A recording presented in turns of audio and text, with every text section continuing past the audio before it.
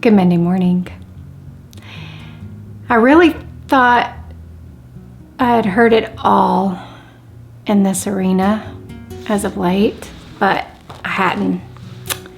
And I was shocked and sobered by what I heard, but it was a lady from Israel at a forum talking about children. And she said basically that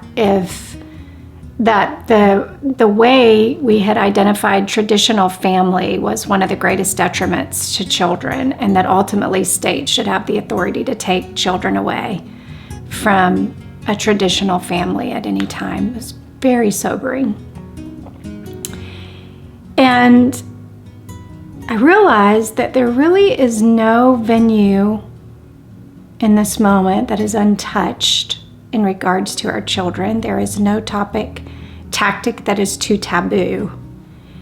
And that if we do not realize that our children are in a war zone like they never have been before in this moment, then we are not just asleep, but I do not think we have a pulse. Because you would have to be living under a rock somewhere not to know how our children are being targeted. The enemy truly has laid every card on the table, and I don't know that it's the darkness has gotten darker. Maybe it is. I'm sure there's a lot of truth to that, but I also think that he's just gotten more bold, and he's come out of hiding. And so he's not afraid to reveal himself and his tactics and his weapon anymore. But you know, we have stronger weapons. I love the beauty of this simple passage of Proverbs 22:6, where it says, train up a child in the way he should go, and when he's old, he won't depart. That's the wisdom of Solomon. He was basically saying that when you have this little one, that you have this beautiful little pliable vessel. And so if Christian parents train up their children with the principles of the Lord when they're young, that the odds of them turning away from that when they're old are much slimmer.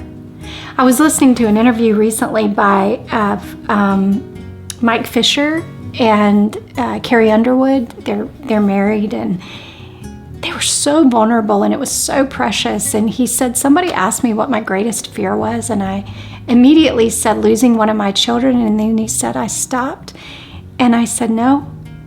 Actually, my greatest fear is my children not having a real personal relationship with Jesus Christ. Oh, if that would be all of our fears for our children. The most important person you will ever disciple is your child. The most important one. So what are you discipling them in?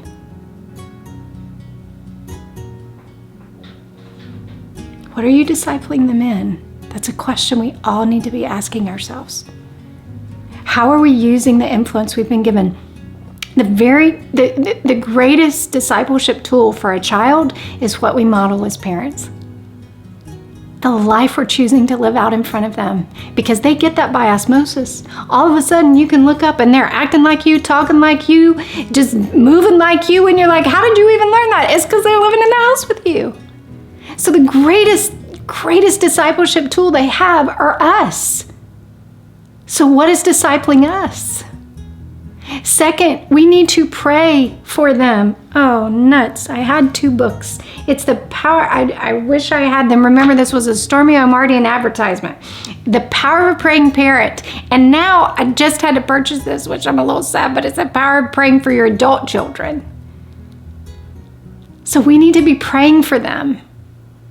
Strategically, intentionally. Also, we need to be putting them in environments where they can grow and they can engage with like-minded people in Sunday school and youth groups, sending them on mission trips so they can learn how to pour out to others, because teaching teaches the teacher, and giving them these opportunities to grow and do and be. Friends, in the book of Revelation, Jesus told the church of Sardis, he said, wake up.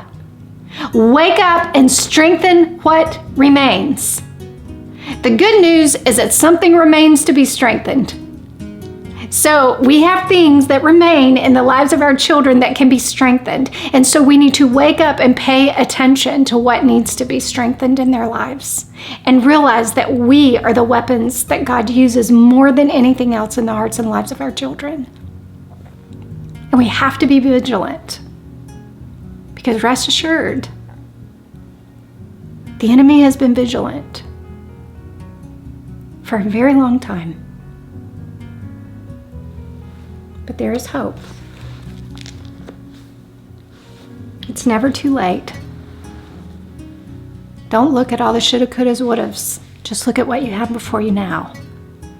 And do, and be, and pray, and model, and direct. And God will use that in the life of your children. Strengthen what remains. Be of good cheer, something remains. If your heart was encouraged today, please know that we have many other resources available for you. You can discover all of those at reclaiminghearts.org.